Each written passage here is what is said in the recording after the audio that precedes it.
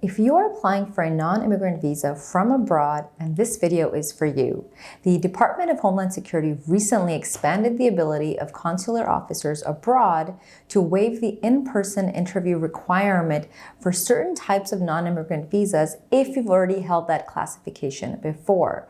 What does that mean? It means that if you have any of these types of non-immigrant visas, and I'll get into which ones, and it expired in the last 48 months, then you can renew it if you're eligible based on certain conditions without going to a biometrics appointment or an in-person interview.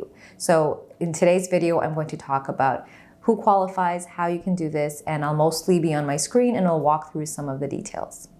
So let's dive right in and be sure to subscribe to our channel so you don't miss updates like this in the future.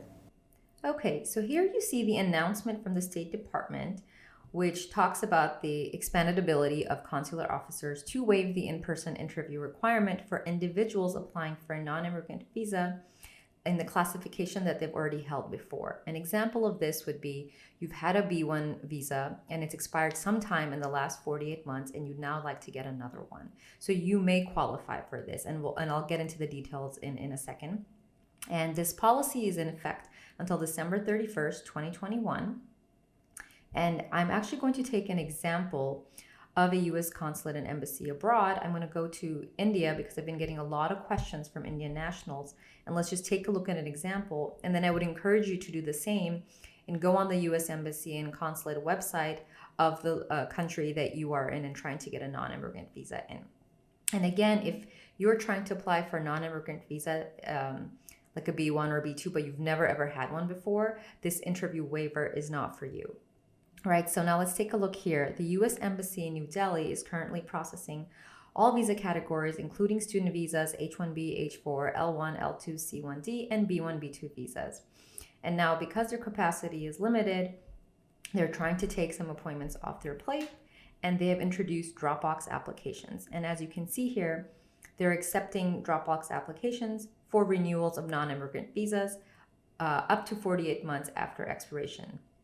Right, and they've listed all their drop-off locations. So now I want to take a look at this next page where they actually talk about who qualifies for this interview waiver. So they have a checklist here, and I will paste all these links in the description below so you can check. And if you can answer yes to all of these questions or statements on this checklist, then you likely qualify. Right, so I'm just going to go through some of them, and then you guys can read the rest of these in your own time and just make sure that you really qualify. And if you have any question that perhaps maybe you don't qualify for one of them, I would email the embassy and ask if you could potentially still qualify for the waiver. You know, you don't know until you ask. So let's just quickly go through the criteria. You know, if you are below the ages of 14 and 80, you've had a previous U.S. visa in the same class as the visa for which you wish to apply. Your most recent visa was issued in India.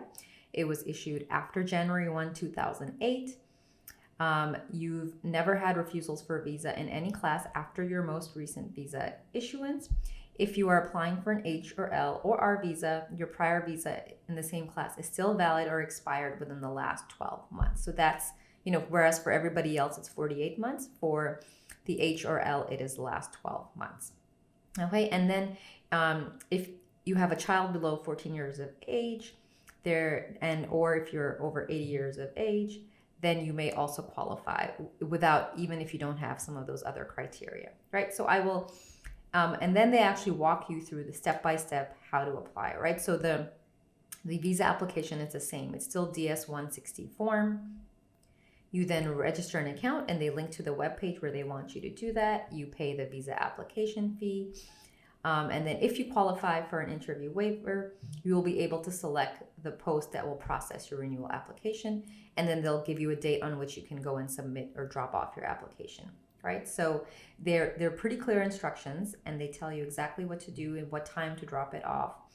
And then it says you will receive a decision on your case within 7 to 10 business days of when your documents are submitted. So, you know, if they're actually sticking to this timeline, that's pretty good. And it says if additional information is needed to complete processing of your case, you'll be informed by email.